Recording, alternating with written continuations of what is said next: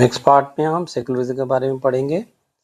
Similar to secularism, the term socialist was incorporated into the preamble of the Constitution through the 42nd Constitutional Amendment of 1976.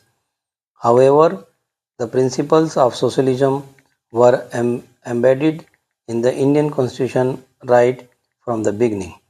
To understand its constitutional meaning, it is essential to first clarify what socialism entails. Every society must answer three fundamental economic questions. First is, which goods and services should be prioritized for production?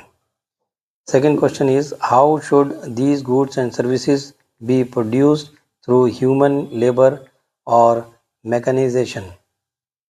Third question is, how should these goods and services be distributed among the people? The way these questions are answered determines the character of an economy. In a capitalist system, the answers are guided by the principles of demand and supply. Thus, in capitalism, goods with higher market demand or greater profitability, whether in domestic or international markets, are prioritized. Production methods depend on cost efficiency. If machines are cheaper, mechanization dominates. If labor is cheaper, manual production is preferred. Distribution under capitalism is not based on needs but on purchasing power. Hence, profit and consumer capacity to pay are the two central pillars of capitalism. Socialism provides different answers. In a socialist system, it is the state that decides what should be produced, taking into account the needs of society rather than market profit. For example, the state may ensure free essential healthcare even though it does not generate profit. Similarly, the distribution of goods and services is to be regulated by the state to ensure justice and equality. The underlying assumption is that the state knows the needs of its people and will act in collective welfare. In countries like Cuba, most means of production and distribution are under state ownership. India, however, adopted a mixed economic combining features of both socialism and capitalism. In this model, essential goods and services are largely provided by the state, while private enterprises operate in other sectors. By embedding social ideals, India sought to ensure welfare oriented economic justice within a democratic framework. The directive principle of state policy, Part 4, laid down the foundation of a welfare state. Article 39, in particular, enshrines 5 socialist directives: right to educate, livelihood. Both man and woman should have an equal right to livelihood, consistent with Article 15 and 16, prohibiting gender-based discrimination.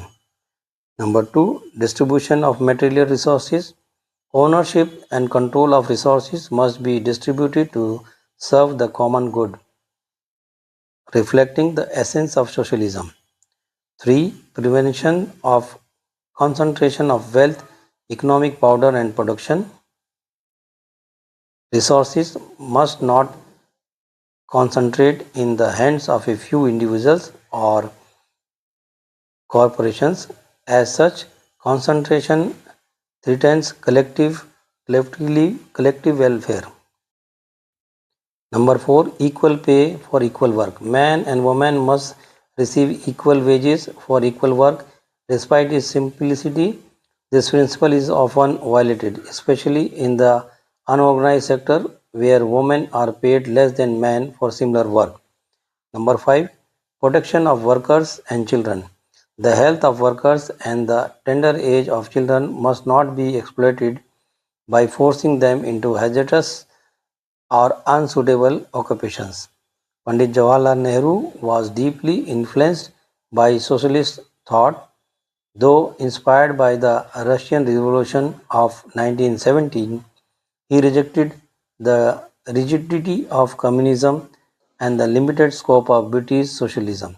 Instead, he envisioned a uniquely Indian socialism, democratic, welfare oriented, and the tailored to Indian realities. The Bhubaneswar Congress resolution of 1964, presided over by Nehru, reflected this vision of democratic socialism.